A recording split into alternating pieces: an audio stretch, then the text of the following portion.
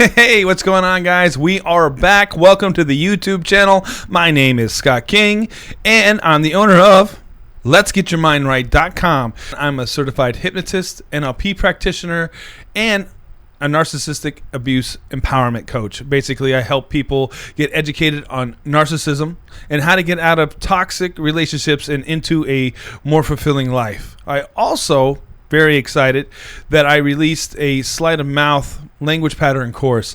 Now, I think and feel and know within my bones that understanding language patterns and how they play out and how they work with people's belief structures is very powerful. And I have a course online that'll explain more about what that is, and basically learn how to communicate better, understand how not to get manipulated, or at least manipulate in a way that's a win-win situation for both parties involved. And I find it to be a very strong stepping stone when dealing with a narcissistic relationship. So for more information on that, make sure to visit the website. Also, if you're liking the content that we're producing, make sure to, like the video, subscribe to the channel, and ring the bell so you can be alerted when we produce and release more videos onto the YouTube channel. So today I would like to talk about comparisons. So I find this to be most important when dealing with a strong sense of self. For the longest time, comparisons were a huge part of, why I wasn't feeling so great about myself. And, if you let it, it'll take you down a dark path, and that's not where we want to go. So I want to, let you know about this now.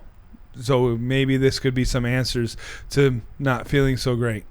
Comparisons can be very toxic from what I've found in my experience. And for a very long time, I lived within the comparison world. So I can, shed some light on how this could be, affecting your confidence or your ego or your self-concept or your identity level. So when we talk about comparisons, there's two ways that you could go. You're either going to feel better than somebody else or think that you're better than somebody else, or you're going to think that you're worse than somebody else. So on one side, you could say, oh, I'm better than this somebody, and oh, I have an inflated ego, and you could stick your chest out and then tell everybody how much better than you are than somebody else. And, that's where narcissism pretty much evolves. Or on the flip side of that could lead to depression, is that, oh, I don't feel like I'm adequate enough, or I wish I was more like this other person, or I wish I was this other person. So basically what you're looking at is an inflated ego, or you could lead to depression. Now, again, for a very long time, I lived in the comparison world, and I wasn't even conscious as to what was going on or how that led to my depression, not realizing that who I was enough. So maybe we deal a lot with that, in the entertainment world. And there was a mindset built around that I didn't really have. And then I had one of my teachers explain this to me, and it made a lot of sense once that knowledge was dropped. Because I was in the entertainment world, and that I was a DJ at the theme parks, and if I wasn't picked for a certain stage, I would, feel bad. I would be like, oh, I wish I was, that person.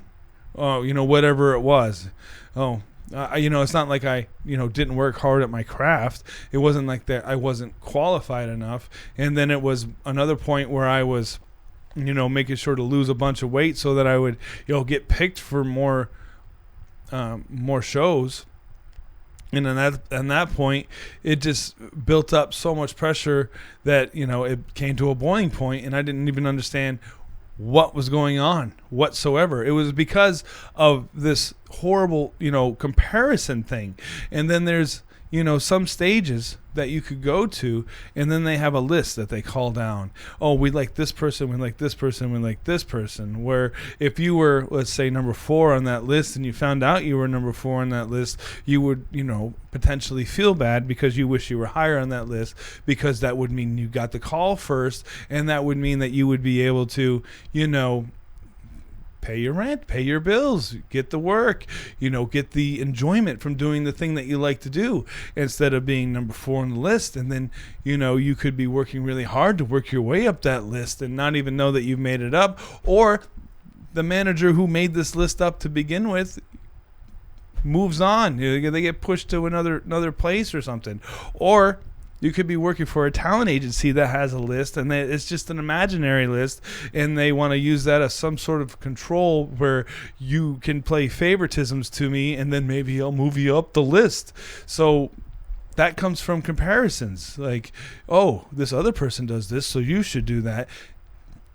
Again, these are all things to worry about. They could be part of your self-talk. They could be part of your limiting belief. They could be leading to depression. So just know that is a possible thing. Now, with that being said, let's push all that to the side.